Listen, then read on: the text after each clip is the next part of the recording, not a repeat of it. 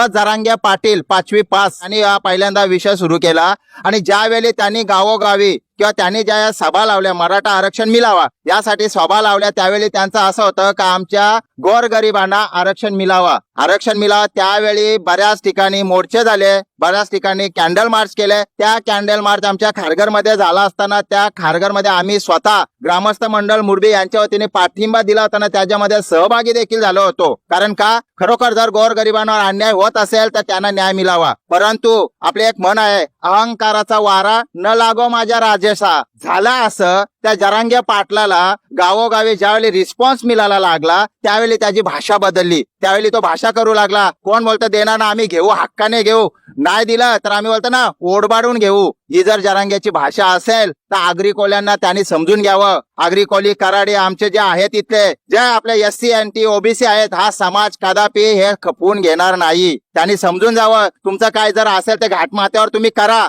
आमचा त्याला विरोध नाहीये. तुम्ही काही करा, पण जर तुम्ही बोलत असाल त्यांची भूमिका आता 3 दिवसापूर्वी असेल तुम्ही सांगितलं का ते सांगतात का OBC मधूनच घेऊ, कारण का मराठ्यांना इतर याच्यातून दिलेलं आरक्षण टिकणार नाहीये, त्याला समजलेलं आहे. आज जर बघितलं सुप्रीम कोर्टाने फेटाळला. यांचं सरकार आहे, सर्व यांचं आहे, तरी का टिकवता आलं नाही? कारण त्यांची मागणी जी आहे ना असंविधानिक आहे. आज जर मागणी असंविधानिक करता तुम्ही आमच्यामध्ये कशाला येता? तुम्हाला EWS दिलेला आहे. आपल्या भारताचे पंतप्रधान नरेंद्र मोदी साहेब त्यांनी जास्त उदार मतवादाने या मराठ्यांना दिलेला आहे. मग तुम्ही घ्या ना त्याच्यातून, आणि त्याच्यातून 85% तुम्ही घेतलेला आहे. मग जर असे असताना तुम्हाला OBC मधूनच का पाहिजे? तर मित्रांनो ही खूप मोठी आपल्यासाठी धोक्याची घंटा आहे. आज जर बघितलं आपण ग्रामपंचायती इथे होत्या त्यावेळी सरपंच कोण होते? आपल्या इथे Agri OBC SC NT Katkari पण आपले झालेले तिथे सरपंच. का? या आरक्षणामुळे. त्याच्यानंतर आपल्या इथे आता महानगरपालिका आलेली आहे, आपले आमदार आहेत, खासदार आहेत, आपल्या जातीच्या आगरी OBC समाजाच्या आहेत. का? कारण त्या आरक्षणामुळे. आज जरांगे पाटलाचा हेतू फक्त तो सांगतो शिक्षणासाठी, आमच्या गोरगरिबांसाठी हा नाहीये. तर जे त्यांनी सांगितलं जाहीर सभेमध्ये, या खालच्या जातींच्या अधिकाऱ्यांसमोर आम्हाला उभं राहायला लाज वाटते. याचं हे धोरण आहे का उद्या जे कोणी आपल्या इथे बसतील, जे ग्रामपंचायती असतील तिथं सरपंच पण आमच्या असेल. का? कारण आम्हाला जर OBC मधून आरक्षण मिळाला तर आमचे तिथं सरपंच होतील. जर त्याच्या पुढे नगरसेवक होणार. आपण बघा ना, आपला जर आपण विचार केला आपल्या परिसराचा, आपल्या इथे पूर्वी गावाचा पगडा होता, गावांची संख्या मतदार संख्या जास्त होती. आज आपल्या शेजारी मोठमोठे टॉवर्स आलेले आहेत, मोठमोठ्या कॉलनी आलेल्या आहेत. एक कॉलनीच्या एका बिल्डिंग मध्ये मतदान गेलं तर गाव आपला कुठं जाणार आहे? गावामध्ये 500,000 मतदान ते एका बिल्डिंग मध्ये होणार आहे.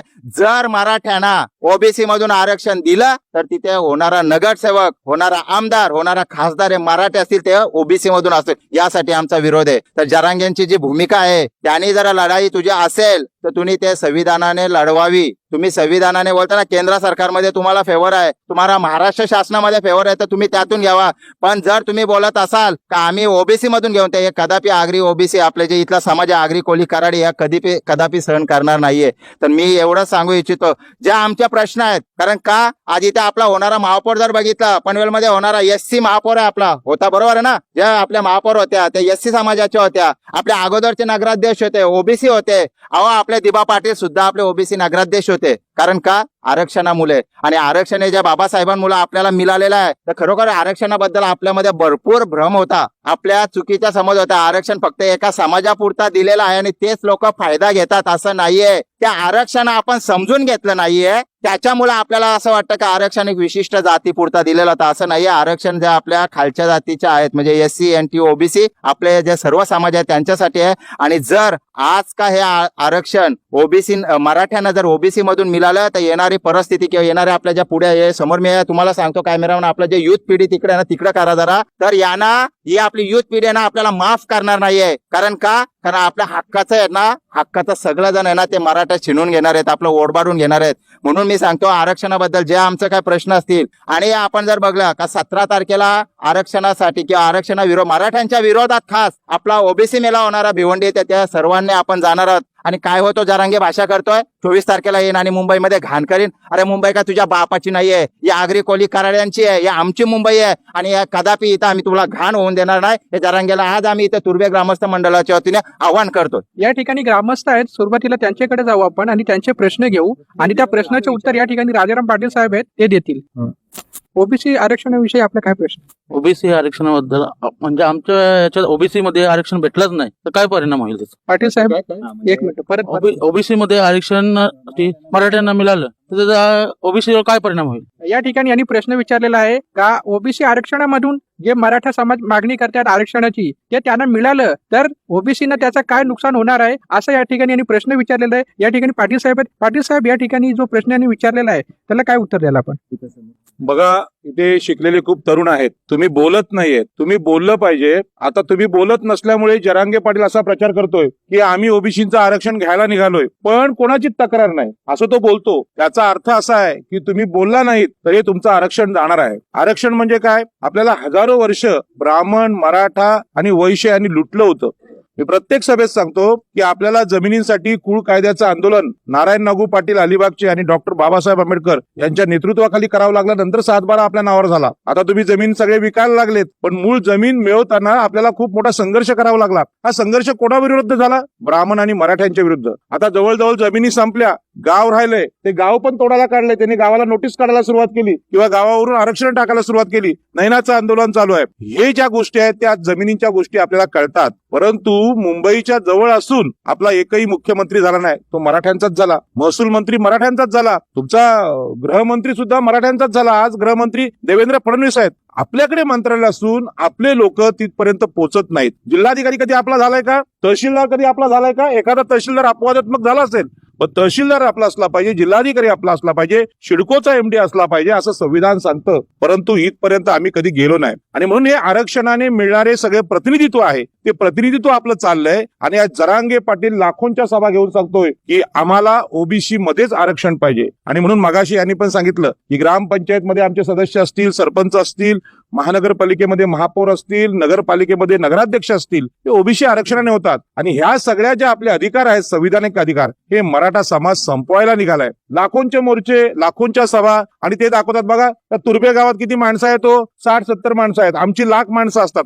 असं का होतं की आरक्षण आम्ही कधी समजून घेतलं नाही. आरक्षण समजावण्यासाठी आपली सभा आहे. आणि 17 तारखेला आपल्याला एका दिवसात जाहीर करायचं आहे की मराठ्यांना आरक्षण नाही, कारण ते मागं असलेले नाहीत, ते तरी राज्यकर्ती जमात आहे, क्षत्रिय जमात आहे. त्यांनी आतापर्यंत महाराष्ट्राला लुटलंय. तुमच्यामुळे या ओबीसीना आरक्षण द्यावं लागलं, एससीना आरक्षण द्यावं लागलं, एसटीचं आरक्षण द्यावं लागलं. ज्यांनी या लूट केलेली आहे त्याच्यासोबत न्याय होऊच शकत नाही. ज्यांची लूट झालेली आहे, ज्यांनी आता बघा तुम्हाला ऊर्जाचे सगळे लेटर आले, जमिनी तुमच्या वेगवेगळे प्रकल्प घेतात. कोण मुख्यमंत्री आहे? एकनाथ शिंदे. मराठा आहे. आपल्याला वाटतं की सरकार म्हणजे कोणतरी वेगळं आहे, सरकार म्हणजे कोण नाही. हे मराठा जातीचे सगळे मंत्री महाराष्ट्राला आतापर्यंत लुटत आले. आणि आता शेवटचं बोलायला लागले की मुलांना शिक्षणात आरक्षण आहे, नोकऱ्यात आरक्षण आहे, ते पण द्या. उद्या आमचा मुलगा सरपंच होऊ शकतो, सदस्य होऊ शकतो, महापौर होऊ शकतो. ती जी कवच कुंडळ आहेत आरक्षणाची ती तोडायला निघालीत.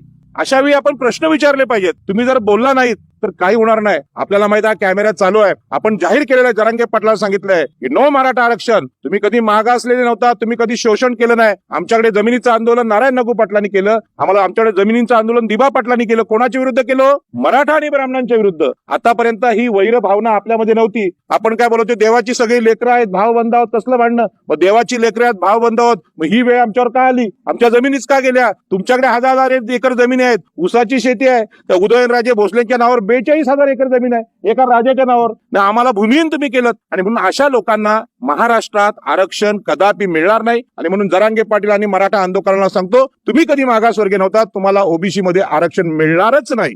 मराठ्यांना आरक्षण देणं हे मुळात संविधानाने बाबासाहेब आंबेडकरने जेव्हा घटना लिहिली आहे माझ्या माहितीनुसार, कारण तेव्हा हे लोक स्वतःला श्रीमंत समजत होते, त्यांना तेव्हा आरक्षण नव्हता पाहते. आणि आता ते ओबीसी मध्ये डोका घालायला लागलात. म्हणजे आपल्याला दाबण्याचा त्यांचा निव्वळ प्रयत्न चालू आहे. तरी पण सर्व तरुणांनी किंवा समाज जागृती करून राजाराम पाटील साहेब यांना प्रखर साथ देऊन मराठ्यांना आरक्षण न मिळावं यासाठी सगळ्यांनी एकजूट झालं पाहिजे, तरच आपण ओबीसी म्हणून टिकणार आहोत.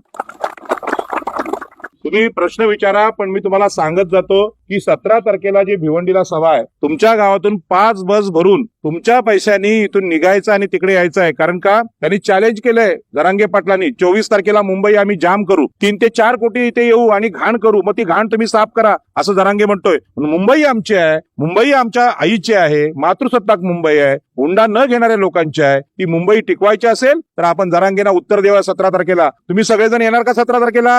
हात उंच करा, 2 हात उंच. स्वतःच्या खर्चाने येणार का? सगळ्यांनी जोरात यायचं आहे. बोला, लोकनेते दिबा पाटलांचा, लोकनेते दिबा पाटलांचा. आरक्षण आमच्या हक्काचं, अरे आरक्षण आमच्या हक्काचं. तरुणांनो, कधी जागे होणार तुम्ही? कधी संघर्षाला पेटून उठणार? कधी संघर्ष करण्यास प्रवृत्त होणार, तयार होणार? अहो, हे तुमच्याच भल्यासाठी हे. उद्या जर हे ह्याचं झालं ना, जरांगे पाटलांच्या मागे लागून, नादा लागून शासनाने त्यांना मान्यता दिली, आपल्या कोट्यातून आरक्षण जर कमी झालं तर तुम्हाला वणवण भटकावं लागेल. भाजीपाला किंवा काय इतर धान्य किंवा भात पिकवण्यासाठी आपल्याकडे जमिनी पण उरलेल्या शिल्लक नाहीत, आणि आहेत थोड्याफार काही गुंठा, त्या पण आता लोढ्यासारखा बिल्डर लादला जातोय. मी एक प्रश्न विचारू इच्छितो आपल्याला, साहेब, ह्या जरांगे पाटलाने याचा आता अति होतो ते सगळ्या शासनाला, महाराष्ट्राला कळून चुकलं. पण जरांगे पाटलाच्या जर दबावाला बळी पडून हे जर शिंदे सरकार जर झुकलं वाकलं आणि त्यांना ओबीसीच्या कोट्यातून देण्यासाठी जर त्यांनी होकार दिला किंवा जर सरकार तयार झालं, तर आपली ओबीसीची संपूर्ण 18 बगीट जातींची काय भूमिका असेल आणि काय असली पाहिजे हे जरा समजावून सांगा. बघा की ओबीसी आरक्षण म्हणजे आपलं ग्रामपंचायत, महानगरपालिका, आपले जे नगरसेवक होतात, सदस्य होतात, यांचा जो मार्ग आहे तो बंद होणार आहे. राजकीय हक्क तुमचे संपणार आहेत. मग त्यामध्ये आदिवासी असतील, एससी समाजाचे लोक असतील आणि ओबीसी सगळे संपणार आहेत. आणि हे वाचवायचं असेल, सरकारच त्यांचं आहे. आता जरांगेला भेटायला इकडे मंत्रिमंडळ जातं, न्यायमूर्ती जातात, आणि आपल्या एवढ्या समस्या आहेत, आपण रोज लढतो. आपल्याला कोणी येतं का? कलेक्टर, तहसीलदार कोणी येतं का? कारण त्यांच्या जातीचं सरकार आहे. आणि म्हणून आपण हे सिद्ध केलं पाहिजे की 17 तारखेला मोठ्या संख्येने तिथे हजर राहिलं पाहिजे. आणि हजर राहायचं असेल तर खिशातले पैसे खर्च करावे लागतील. तुम्हाला वाटेल कुठल्या तरी नेत्याचं आंदोलन, कोणतरी बस घेऊन येईन, आम्ही जाऊ, हे नाही. हे तुमचं आरक्षण आहे. खरं म्हणजे कालच्या सभेत आपण बोललो की आपले नगरसेवक, आपले माजी महापौर यामध्ये का येत नाही, आता प्रश्न आहे. आणि तुमचा पण हा प्रश्न आहे की तुमच्या गावात ही सभा तुम्हीच लावली, आम्ही लावली का? तुम्ही बोलवलात म्हणून आम्ही आलो. तर अशा वेळी हा विषय काय, त्या विषयावर बोललं पाहिजे, आपण लढलं पाहिजे. मला एकच सांगा, तुम्ही बोलत नाही, तुम्ही मुके आहात. डॉक्टर बाबासाहेब आंबेडकर म्हणाले होते की ओबीसी माणूस म्हणजे शूद्र माणूस, एससी माणूस, एसटी माणूस हा मुका आहे. म्हणजे आता खरं म्हणजे गुदगुल्या करायला पाहिजे ओबीसीना, चिमटे काढायला पाहिजे, तेव्हा ते बोलतील. रागच येत नाही. एखाद्या नेत्याला असं वाटेल की अरे लढाऊ सैनिकांनो, जे दिबा पाटलांच्या बरोबर लढले, जे नारायण नगूंच्या सोबत लढले, ते आता का लढत नाही? तुम्ही आळशी झालात का? म्हणजे खूप नेतृत्व कोण करत त्याला खूप राग येतो. आणि म्हणून अशा परिस्थितीमध्ये तुम्हाला काय बोलायचं नसेल ठीक आहे, पण 17 तारखेला मोठ्या संख्येने आपण तिथे हजर राहिले पाहिजे. तुम्ही हा जाहीर ठराव घेणार का 17 तारखेचा? सगळे येणार का? उभे राहा सगळ्यांनी की होय आम्ही प्रतिज्ञा करतो. बोला, जरांगे पाटलाला मराठा आरक्षणाला, आंदोलकांना उत्तर देण्यासाठी सगळी गावं बायका मुलांसहित मोठ्या प्रमाणात आम्ही निवडणुकीच्या सभेला हजर राहणार आहोत.